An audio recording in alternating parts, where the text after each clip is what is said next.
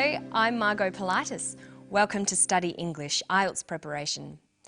Today we have an environmental theme on Study English, but it's an environmental story with a difference. We find out about a new toilet system that has been developed to save the local environment in a Tasmanian park. We're going to be looking at how to talk about processes, so listen carefully to David Holman talk about his new environmentally friendly toilet. The liquid waste comes from the toilet behind me. There's a containment vessel for the solids. From the bottom of the solids you drain off the liquid and it comes down here, down this pipe. Okay, the pipe tips into this tipping bucket arrangement, and what this does is it fills up to a point and then it suddenly tips, and that will measure each time it tips, so we can calculate the amount of liquid effluent that's gone in.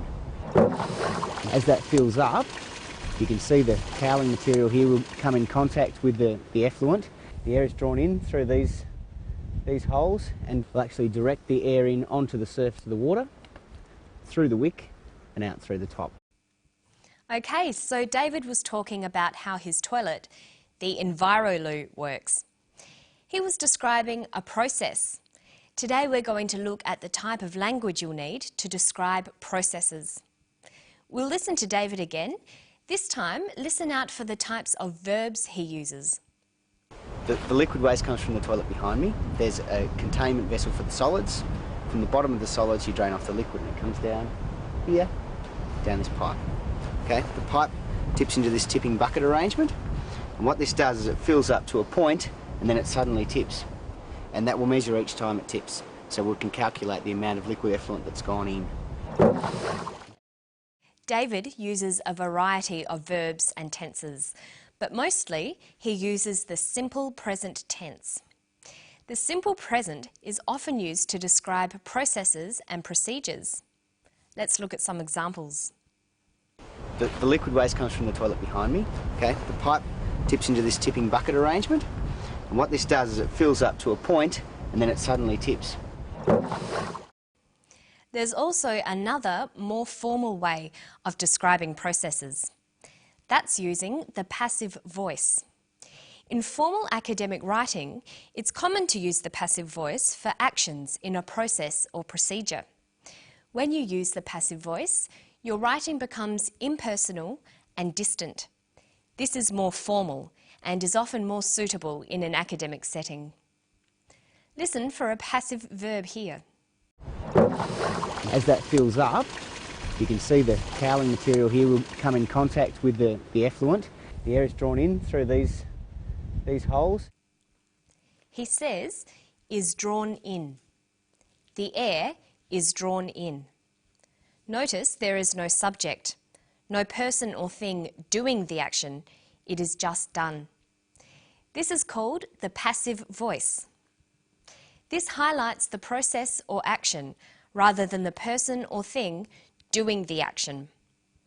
The passive is used when the important thing is not who did the action, but the action itself. This is true when you are describing processes. The process is the same no matter who is doing it, so we choose the passive voice. Let's look a bit more closely at how the passive is formed. Passive verbs are formed by using the verb to be plus the past participle of the verb. Let's look at the verb draw in, to bring something in. The past participle is drawn. This is an irregular past participle. So the passive form is to be drawn in. The different forms of the passive vary according to the action and when the action happened. Okay, so in formal writing, we use the passive form for processes. But David doesn't always use the passive because he's having a conversation with someone. Let's look at one of David's more informal sentences and see how we could change it into a more formal description. There's a containment vessel for the solids. From the bottom of the solids you drain off the liquid. He says, from the bottom of the solids you drain off the liquid. Let's look at the main part of that sentence. You drain off the liquid. The verb is drain off. In a passive sentence, we'd say is drained off. The past participle with the present tense form of to be. To form the passive, we also need to change the sentence around. Most English sentences use the active form. That's subject, verb, object. But in the passive, sentences begin with the object of the verb. Object, verb, subject. In this sentence, we know that drain off is the verb, you is the subject, and the liquid is the object. So, to form a passive sentence, we'll need to turn the sentence around into object, verb, subject. Notice that we add the word by. The liquid is drained off by you. But in a process, we don't need to include the agent of the verb, so it usually gets left out. Our new, more formal sentence reads, the liquid is drained off. So let's go back to that full sentence. From the bottom of the solids, you drain off the liquid. From the bottom of the solids, the liquid is drained off. Here's another one. And that will measure each time it tips, so we can calculate the amount of liquid effluent that's gone in. We can calculate the amount of liquid. The subject is we.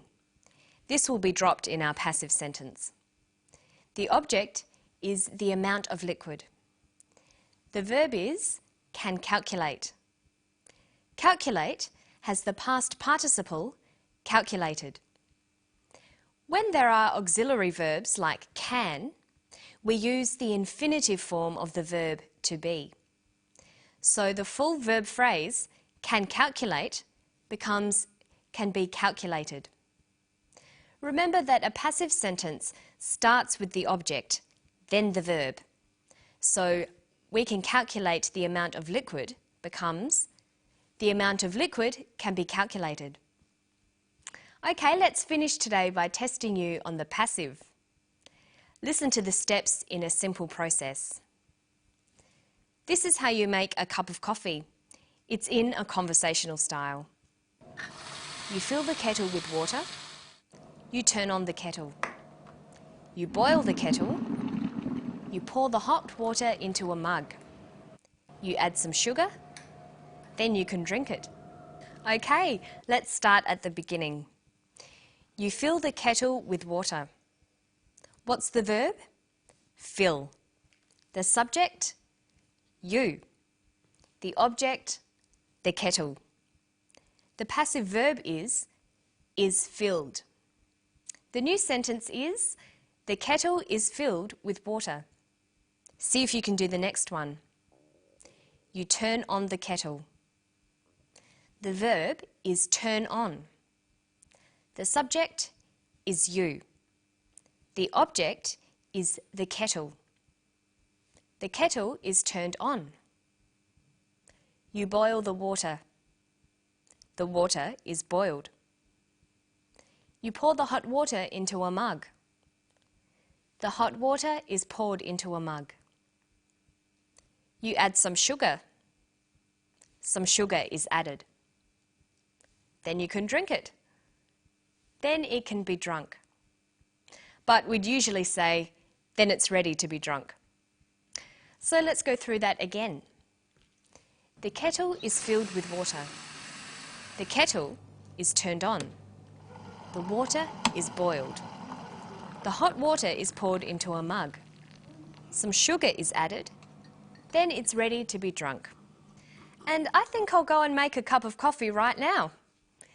Don't forget to practice these active and passive sentences.